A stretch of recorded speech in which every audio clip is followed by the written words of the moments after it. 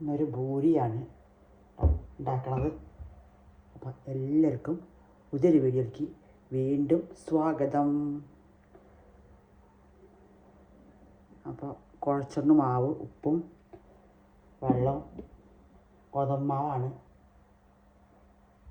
ഉപ്പ്, വെള്ളം, ഒരു സ്പൂൺ റവ ഇട്ടിട്ട് കുഴച്ച് വെച്ച മാവാണ്. 10 മിനിറ്റായി.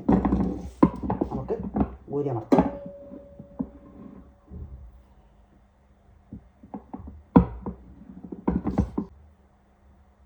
ഉരുളക്കിഴങ്ങ് ഉള്ളിയൊക്കെ ഇട്ടിട്ട് അതിന് വീഡിയോ എടുത്തില്ല. ഉള്ളി, ഉരുളക്കിഴങ്ങ്, ഇഞ്ചി, പച്ചമുളക്, വലിയ ഉള്ളി,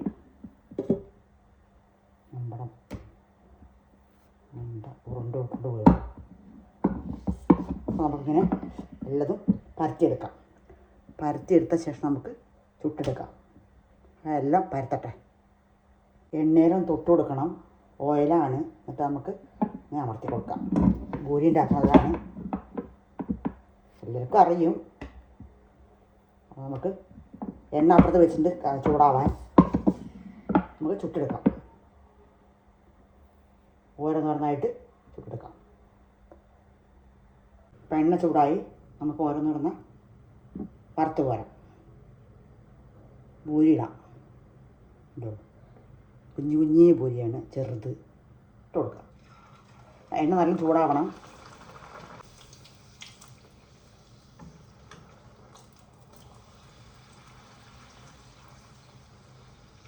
കുറച്ച് കളർ മാറി വരണം. അടിപൊളി ടേസ്റ്റായ ഭൂരി കുറുമ. ഉരുളക്കിഴങ്ങ് മസാല എന്നും പറയും ചിലവർ. കുറുമ പറയും. കുറുമ അല്ല, മസാല എന്നും പറയാം. മസാലയാണ് ചിലവർ കുറുമ.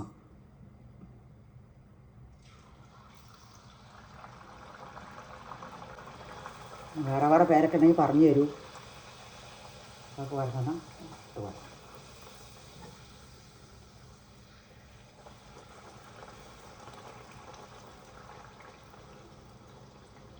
ഇടയ്ക്കൊന്ന് മാറ്റിയിട്ട് നമുക്ക് വെറൈറ്റി ആയിട്ടുള്ളൊരു ഉണ്ടാക്കി കഴിക്കണ്ടേ.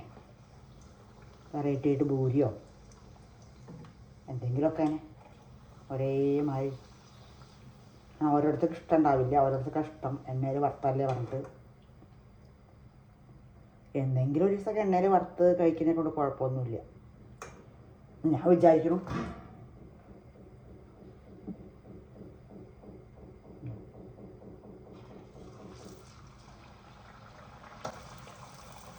അധികം വെള്ളമാവാൻ പാടില്ല. ഭൂരി കുഴയ്ക്കുമ്പോൾ തോനെ എണ്ണ കുടിക്കുകയുള്ളൂ.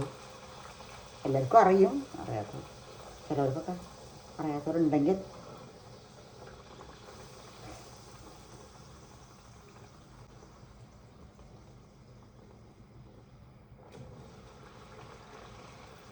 മെല്ലെ പ്രസ് ചെയ്ത് കൊടുക്കാം. അമർത്തി കൊടുക്കാം. ഇങ്ങനെയാണ്. അപ്പം നല്ല വേഗം ആവും. എണ്ണ നല്ല ചൂടാവണം. നമുക്ക് എല്ലാം ഇങ്ങനെ വറുത്ത് പോരാം. ഉരുളക്കിഴങ്ങ് ഉള്ളിയിട്ടുള്ള മസാല എന്ന് പറയാം. ഇഞ്ചി, പച്ചമുളക് എല്ലാം വറുത്ത് പോരട്ടെ.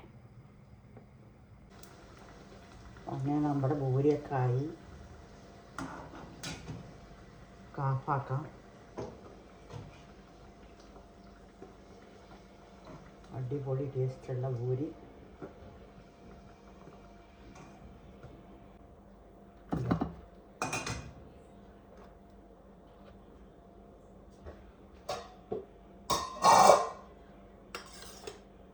ഉരുളക്കിഴങ്ങ്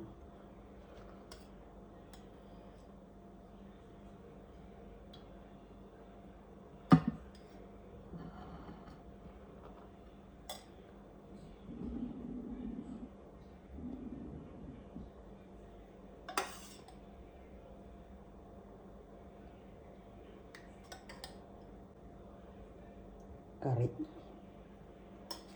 അടിപൊളി ടേസ്റ്റിലുള്ള നമ്മുടെ ഭൂരി മസാലയും ഉരുളക്കിഴങ്ങ് കൊണ്ട് റെഡിയായി. ഇനി കഴിക്കട്ടെ. അപ്പോൾ എല്ലാവരും ഉണ്ടാക്കി കഴിക്കുക ഇടയ്ക്കിടയ്ക്കൊക്കെ. അപ്പോൾ അടുത്തൊരു വീഡിയോ ആയിട്ട് വീണ്ടും വരുന്നതാണ്. Bye bye.